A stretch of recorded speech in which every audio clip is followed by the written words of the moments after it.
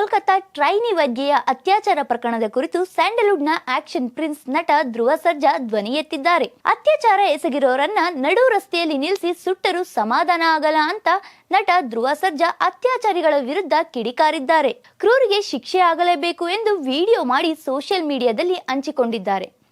31 ವರ್ಷದ ಟ್ರೈನಿ ವೈದ್ಯೆಯ ಮೇಲೆ ಆಸ್ಪತ್ರೆಯ ಸೆಮಿನಾರ್ ಹಾಲ್ನಲ್ಲಿ ಆರೋಪಿ ಸಂಜಯ್ ರಾಯ್ ಅತ್ಯಾಚಾರವೆಸಗಿ ನಂತರ ಕೊಲೆ ಮಾಡಿದ್ದ.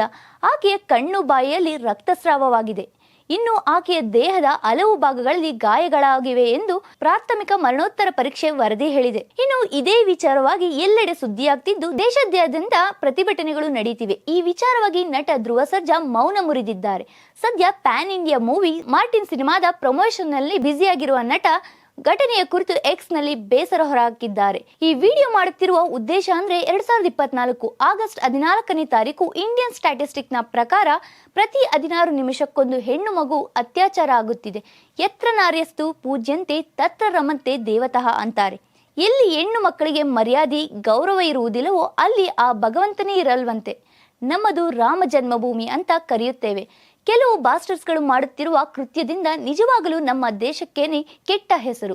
ಹೆಣ್ಣು ಮಕ್ಕಳಿಗೆ ಮಾತ್ರ ಹೀಗಿರಿ ಹಾಗಿರಿ ಇದನ್ನೇ ಮಾಡಬೇಕು, ಅದೇ ರೀತಿಯ ಬಟ್ಟೆ ಹಾಕಬೇಕು ಅಂತ ಹೇಳೋದಕ್ಕಿಂತ ಒಬ್ಬ ಹುಡುಗನನ್ನು ರೈಸ್ ಮಾಡಬೇಕು. ಪ್ರತಿಯೊಬ್ಬ ಮನೆಯಲ್ಲೂ ಗಂಡು ಮಕ್ಕಳಿಗೆ ಕಂಪಲ್ಸರಿ 3 ವಿಷಯಗಳನ್ನ ಹೇಳಿಕೊಡಬೇಕು.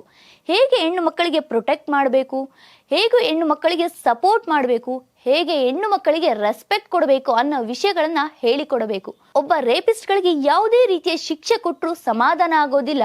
ಇಂಥವರನ್ನ ನಡು ರಸ್ತೆಯಲ್ಲಿ ನಿಲ್ಲಿಸಿ ಜೀವಂತವಾಗಿ ಸುಟ್ಟು ಹಾಕಿದ್ರೂ ಕೂಡ ಸಮಾಧಾನವಾಗಲ್ಲ. ಇಂಥವರಿಗೆ ಆ ದೇವರು ಒಳ್ಳೆಯದನ್ನ ಮಾಡದಿರ್ಲಿ ಅಂತ ಮನಸಾರೆ ಕೇಳಿಕೊಳ್ತೇನೆ ಅಂತ ಹೇಳಿದ್ದಾರೆ ನಟ ಧ್ರುವ ಸರ್ಜಾ.